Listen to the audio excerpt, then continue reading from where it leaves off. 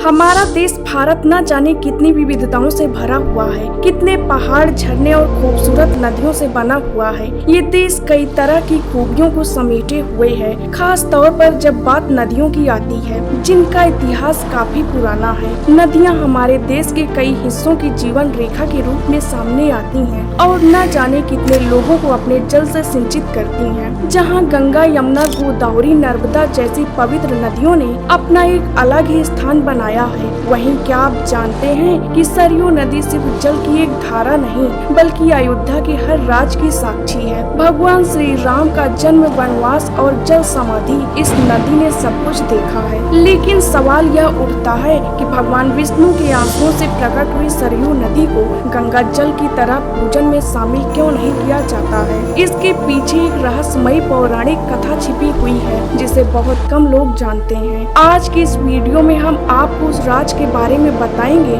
जो सरयू मैया को एक श्रापित नदी बनाता है। आखिर क्या है वो कारण जिसने इस पवित्र नदी को गंगा जल की तरह पूजनीय बनने से रोक दिया है? इसीलिए वीडियो को अंत तक जरूर देखिएगा, क्योंकि इसमें आपको ऐसे अद्भुत रहस्य जानने को मिलेंगे जो आपको हैरान कर देंगे। दोस्तों, पौराणिक कथा के अनुसार भगवान श्री राम की जन्मभूमि अयोध्या में बहने वाली सरयू नदी स्वयं भगवान विष्णु के आंसुओं से प्रकट हुई है। आनंद रामायण के यात्री कांड के अनुसार प्राचीन काल में शंखासुर नामक दैत्य ने वेदों को चुराकर समुद्र में छिपा दिया था। तब भगवान विष्णु मत्स्य से अवतार धारण करके उस दैत्य का वध कर दिए थे और वेदों को पुनः प्राप्त करके ब्रह्मा जी को सौंप दिए थे, जिसके बाद वो अपना वास्तविक रूप धारण किए। भगवान विष्णु वेदों को प्राप्त करके बहुत ही खुश हुए थे, जिसके कारण से नारायण की आंखों से प्रेमासुर छलक पड़े थे। ब्रह्मा जी उन दिव्य आंसुओं की बूंदों को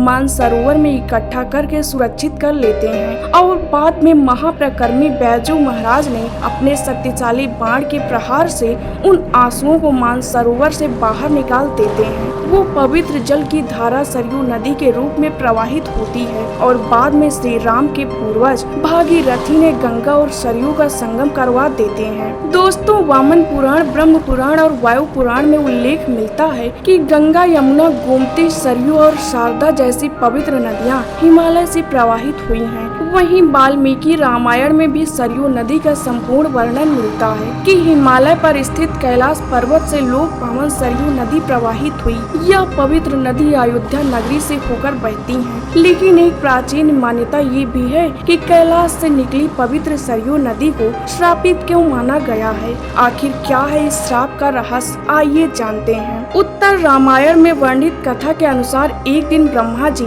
काल के देवता से कहते हैं कि तुम भगवान श्री राम के पास जाओ और उन्हें संदेश दो कि उनका पृथ्वी पर जीवन पूर्ण हो चुका है और अब समय आ चुका है कि वो अपने धाम लौट आएं।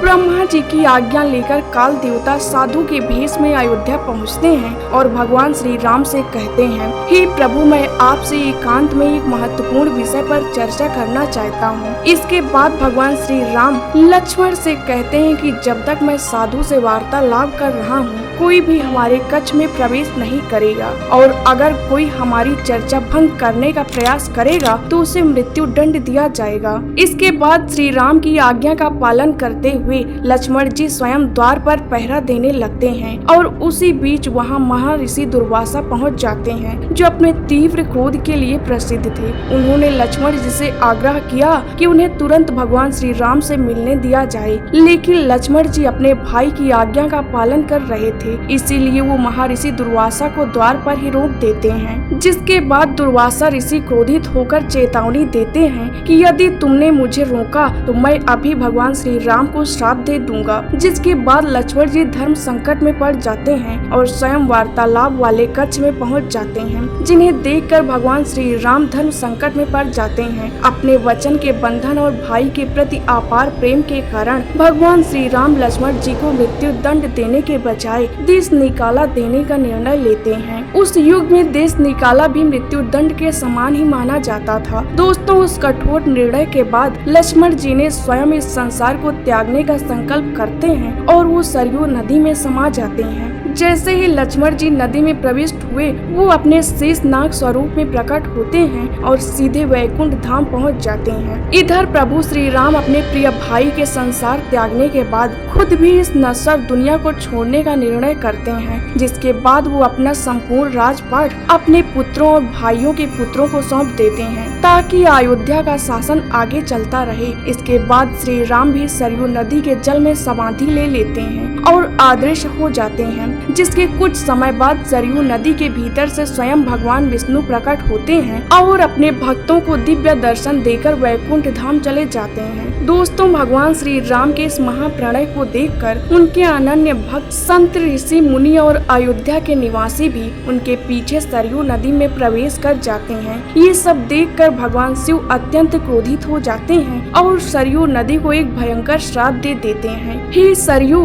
तुम्हारे जल में आचमन करने वालों को भी पाप लगेगा। ना तो तुम्हारे जल से कोई पूजा करेगा और न ही इसमें स्नान करेगा। इसीलिए आज भी सरयू नदी का जल गंगा जल की तरह पूजा में उपयोग नहीं किया जाता है। लेकिन श्राप मिलने से परेशान होकर सरयू माता शिव जी के पास पहुंचती हैं और विनम्रता पूर्वक प्रार्थना करने लगती हैं। महादेव, मेरे जल में स्वयं भगवान श्री राम जल समाधि लिए, इसमें मेरा क्या अपराध है? ये तो पहले से ही विधि का विधान था जिसे मैं बदल नहीं सकती थी। फिर मुझे इस भयंकर श्राप का दंड क्यों दिया गया? सरयू की इस करुण पुकार को सुनकर भगवान शिव का क्रोध शांत हो जाता है और वो कहते हैं कि सरयू, मेरा दिया हुआ श्राप कभी व्यर्थ नहीं जा सकता, लेकिन मैं इस प्रभाव को कम कर सकता हूँ। अब तुम्हारे जल में स्नान करने से कोई पाप नहीं लगेगा, परंतु तुम्हारे जल का प्रयोग किसी भी पूजा पाठ में नहीं किया जाएगा। हमें उम्मीद है कि आपको जानकारी पसंद आई होगी। ऐसे और इन्फॉर्मेटिव वीडियो देखने के लिए वीडियो को लाइक करके चैनल को सब्सक्राइब करें।